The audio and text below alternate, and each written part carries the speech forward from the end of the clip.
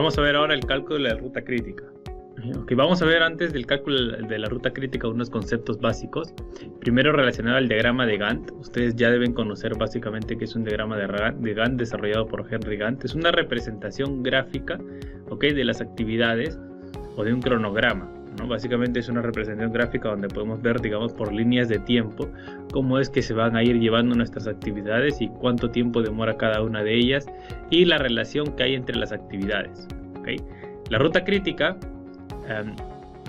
lo que busca es tratar de analizar dentro de nuestro diagrama de red, ¿okay?, cuáles son las actividades que no pueden retrasarse, ya que al retrasarse podrían comprometer el cronograma del proyecto. Vamos a ver un poquito más adelante el tema de las holguras, pero básicamente la ruta crítica trata de buscar qué actividades tienen cero holgura, ¿no? Lo que quiere decir es que no pueden retrasarse porque automáticamente un retraso implicaría un problema en el cronograma del proyecto, ¿no? El PERT es un método para calcular la duración de una actividad en base a tres valores, ¿no? El más óptimo, el común y el pesimista.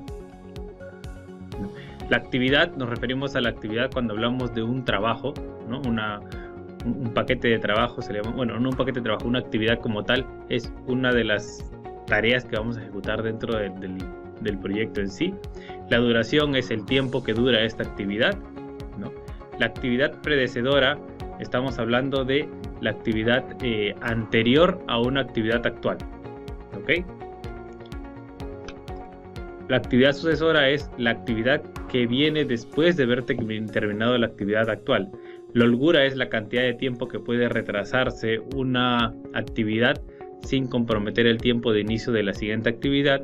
El diagrama de red es la representación gráfica del cronograma, ¿no? Los eventos o hitos son los puntos de control básicamente que existen dentro de tu cronograma, ¿no? El hito es como no la duración de la actividad, no la actividad en sí, sino como que el entregable final de la actividad, ¿no? Son como puntos de control de cada una de las actividades para poder medir si es que ya se culminó o no se culminó cierta actividad. Bien, existen tres tipos de dependencia: la dependencia obligada, discrecional y la externa. La dependencia obligada es aquella que es inherente a la naturaleza, es decir, que una actividad depende de otra de manera completamente obligada. Aquí no hay, esto no es algo que uno defina, ¿no? La discrecional es aquella en la que tú defines si una actividad la realizo después de cierta actividad anterior, o la quiero hacer en paralelo, o la quiero hacer de manera posterior. O sea, la discrecional es en la cual tú puedes definir. La obligada es comúnmente cuando no lo puedes definir y puede estar ligado a situaciones físicas. Por ejemplo, puede ser que tengas que hacer una actividad, pero para poder hacer cierta actividad necesitas que llueva. Por decir, te estás haciendo un proyecto y justo tu proyecto es medir los niveles de viento en situaciones climatológicas de lluvia. Entonces hay una acción obligada de que tienes que esperar a que exista una lluvia. Es algo que tú no puedes hacer. Tú no puedes definir cuándo llueve o cuándo no llueve, sino que tienes que esperar a que se dé esta condición para poder hacer o cumplir la actividad. Esa es una actividad obligada, ¿no? Y la dependencia externa es cuando un proyecto o cuando cierta actividad de un proyecto depende de la ejecución de una actividad de otro proyecto. Pueden haber proyectos que tienen actividades similares, entonces para no duplicar la tarea se hace una actividad, digamos, en conjunto, y hay una dependencia externa porque tenemos que esperar a que la actividad de un proyecto externo, ¿no?, se culmine para poder empezar nuestra actividad como tal. Los diagramas de red son básicamente distribuciones gráficas, ¿no?, del cronograma en sí, y comúnmente existen dos tipos de diagramas, ¿ya? El diagrama por flechas y el diagrama por precedencias. El más utilizado es el de precedencias, pero también vamos a analizar el diagrama de flechas. Okay, el diagrama de flechas, también llamado actividad sobre flechas o activity over arrow, ¿no? Representa a las actividades con flechas. Según el diagrama de flechas, las actividades son las flechas, no los puntos de bifurcación, sino las flechas. Lo único, digamos, como que el punto o la limitación de este diagrama es que tiene un único tipo de relación entre cada una de las actividades. Una termina, otra empieza. Una termina, otra empieza, ¿no? No hay actividades. No hay otro tipo de relación de las actividades como vamos a ver con el diagrama por predecedencias. ¿Cómo se desarrolla? Simple, como les he comentado, las actividades son las flechas, los números, ¿no? Son los puntos de bifurcación o las uniones o digregaciones de las actividades. Tenemos la actividad 1, 2, 3, la 4, la D depende de la A, por ejemplo, la H depende de la D y la E, ¿no? La E depende de la B, la F depende de la B y así. Esto es un diagrama por flechas, básicamente muestra un diagrama de red de las actividades y todas las actividades tienen una relación terminar para empezar. El diagrama por predecedencias ya es diferente, ya las actividades no son unas flechas sino son un cuadrado, ¿no? Y ya tiene diferentes tipos de dependencia, ¿no? ¿Qué tipos de dependencia tiene? Fin-inicio, que es la dependencia muy similar a la de las flechas. Tiene que terminar la actividad A, ¿no? Para poder empezar la B. Inicio quiere decir que una actividad no puede iniciar mientras no haya iniciado otra, ¿no? Por ejemplo, y las flechas lo definen. Se dan cuenta, aquí en la flecha te dice la actividad B no puede iniciar mientras no inicie A. Final, la actividad B no puede terminar mientras no termine A. Inicio final, la actividad B no puede terminar hasta que comience la actividad A, ¿no? En un diagrama por predecedencias existen estas 4 dependencias, ¿ok? Que se definen en base a las flechas. Las flechas nos definen el tipo de dependencia y los cuadrados son cada una de las actividades, obviamente. Este es un ejemplo de cómo el software project, por ejemplo, nos muestra las actividades, ¿no? Aquí hay una dependencia directa básicamente, pero es un ejemplo, ¿no? Fecha de inicio, fecha final, la duración.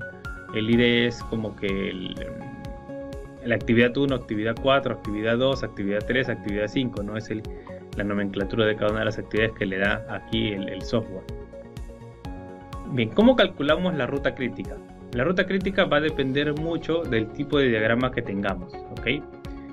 Primero, para calcular la ruta crítica es necesario tener la duración de cada una de las actividades. Para tener la duración de las actividades podemos utilizar diferentes métodos, ¿no? Pero hay actividades, por ejemplo, que para poder hacer el cálculo de su duración tengamos diferentes valores. Supongamos que estamos haciendo un proyecto, ¿no? En el cual tenga que hacer una actividad determinada, pero quiero calcular cuánto me va a tomar de tiempo realizar esa actividad. Consulto con mi experto. Recuerden que podemos hacer el uso de juicio de expertos.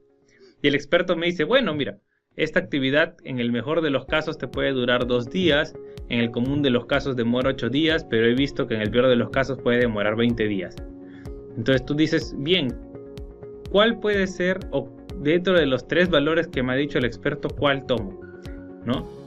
Podrías considerar hacer un promedio, ¿no? Simple, sumo las 3 y lo divido entre 3, pero lo mejor en este caso es hacer el método PERT. Es como un promedio, pero es un promedio ponderado en el cual le doy mayor peso, ¿no? al mayor de los casos, o sea, al común de los casos. En el ejemplo que le dije, creo que era 2 días, sería 2 más 4 veces 8 días más 20 días sobre 6. Eso te da un valor, obviamente lo tienes que redondear, ¿no? Como son días, no hay decimales, y ese sería el valor o la duración de la actividad, ¿no? Así es como se calcula el método PERT, ¿verdad? Aquí, por ejemplo, lo tenemos. Tiempo optimista 8 días, el más probable 10 días y el pesimista 24 días. Si hago la suma o utilizo la metodología PERT en este ejemplo, tendría que la duración debe dar 12 días, ¿ok? Bien, el cálculo de la ruta crítica depende del tipo de diagrama que tengamos, ¿ya? Cuando es un diagrama de red por flechas, el cálculo de la ruta crítica básicamente se hace o se logra sumando los caminos y buscando el camino más largo. ¿Cuáles son los caminos? Bueno, el camino que me lleva del punto inicial al punto final. En este caso es A, D, H, J, B, E, H, J, B, F, J, C, G y J. Acá están los caminos, acá está la duración. Sumamos la duración de cada uno de los caminos y aquella duración que tenga mayor valor, o sea, la suma que sea mayor es la ruta crítica. En este caso sería el camino BEHJ al tomarnos 16 días versus 14 días del camino ADHJ o 14 días del camino CGIJ. No. Así es como se hace un cálculo de ruta crítica para el diagrama de red por flechas. ¿Ya? Para el diagrama de red por predecedencias ya se calcula la ruta crítica de manera diferente. En un diagrama de red por predecedencias debemos tener en cuenta algunos aspectos. La holgura total, que es un cálculo que vamos a hacer. La holgura total básicamente mide la cantidad de tiempo que puede retrasarse una actividad sin comprometer el tiempo total del proyecto, ¿no? La holgura total en verdad es lo que se utiliza para calcular la ruta crítica, porque como dije, la ruta crítica lo que nos quiere medir lo que quiere determinar son las actividades que no pueden retrasarse, ya que si se retrasan comprometen el proyecto como tal. Entonces, la holgura total mide eso, ¿no? Mide la cantidad de tiempo que podría retrasarse una actividad sin comprometer el proyecto. La holgura libre, por el contrario, mide la cantidad de tiempo que una actividad puede retrasarse sin retrasar el inicio temprano de las actividades inmediatas siguientes. Ahora vamos a ver qué es un inicio temprano, qué es un final temprano, qué es un inicio tardío, final tardío. ¿Ya? Un paso hacia adelante es la siguiente actividad, un paso hacia atrás es la actividad anterior, ¿no? Y debemos entender que en un diagrama por predecedencias tenemos 4 valores, distribuidos digamos en 2 categorías, los tempranos y los tardíos. Tengo el inicio temprano, el final temprano, el inicio tardío y el final tardío, ¿no? Comúnmente se representan así. El cuadrado es la actividad, el inicio temprano está en la parte superior izquierda, el final temprano está en la parte superior derecha, el inicio tardío está en la parte inferior izquierda y el final tardío está en la parte inferior derecha. ¿Ok? Aquí lo pueden ver. Entonces, ¿cómo lo manejo? ¿Okay? ¿Cómo funciona esto? En un proyecto, ¿okay? Veamos qué es este proyecto. El inicio temprano siempre es 0. El inicio temprano de un proyecto siempre es 0. O sea, si estoy en la primera actividad, en este caso la actividad se llama inicio, su inicio temprano es 0. El final temprano es igual al inicio temprano más la suma de la duración del proyecto. En este caso, como este proyecto no tiene duración, o sea, esta actividad que se llama inicio no tiene duración porque no lo indica, sería 0. 0 más 0, 0. Okay. ¿Cómo defino el inicio temprano de la actividad sucesora de inicio?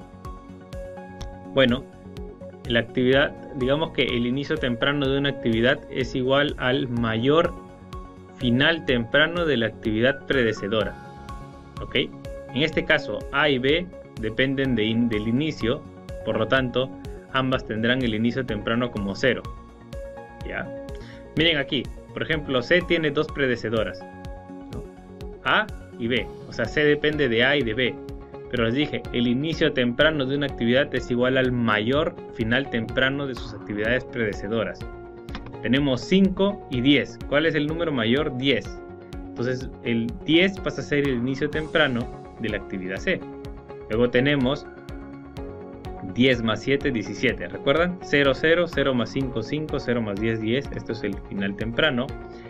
Luego, una vez que hemos llegado a la parte final de la actividad, ya vamos por los tardíos. ¿Cómo iniciamos? Es similar a la parte del inicio. El último final tardío, o sea, el final tardío de la última actividad se vuelve, el final temprano, perdón, de la última actividad se vuelve el final tardío de la misma actividad. ¿Ven este 17? Pasa aquí a ser el final tardío de C. Y luego la lógica es inversa. Es decir, el final temprano es igual al final tardío menos la duración. 17 menos 7, 10. Aquí la actividad A y B, ¿no? El final, digamos, tardío de la actividad A o B se define en base a el menor final temprano de su actividad sucesora. No predecedora, sino sucesora. A y B, las sucesoras de A y B son C, pero C tiene un único final temprano, que es 10. Por lo tanto, 10 pasa a ser el final tardío de A y el final tardío de B.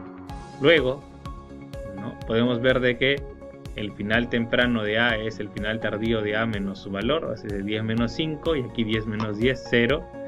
¿no? Aquí sí, miren, inicio tiene dos actividades sucesoras.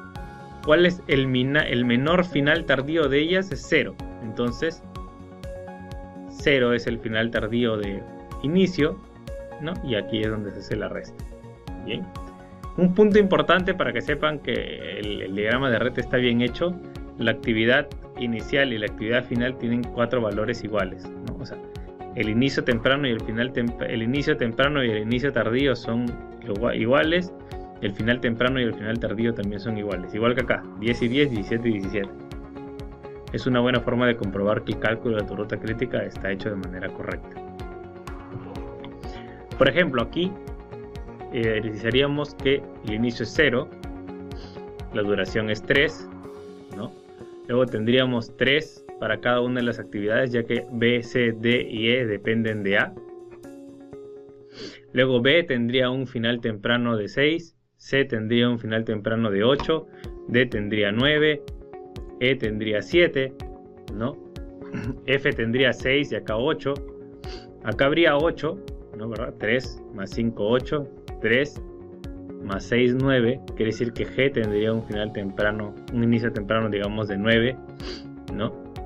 Y 9 más 4 sería 13 y tendría un inicio temprano de 13, porque aquí era 6, aquí era 8, aquí es 13, 13, 3, 16, ¿verdad? Aquí estaríamos hablando de 7, 10, pero aquí tendríamos 13, aquí sería 13 y 16, ¿no? Entonces, así es como vamos a ir calculando la ruta crítica en base a los valores o la lógica que hemos explicado. ¿Okay? Luego vienen las holguras. ¿Cuál es la holgura total y la holgura libre? Bien, la holgura total, como les dije, es el tiempo que una actividad puede retrasarse sin retrasar el cronograma completo del proyecto. ¿Y cómo se calcula? Bastante sencillo. Se calcula en base a el final, ¿ya?, tardío de la actividad menos el final temprano de la actividad. Es decir, para la actividad 1 sería 0 menos 0, para la actividad A sería 10 menos 5, para la actividad B sería 10 menos 10 y para la actividad C sería 17 menos 17.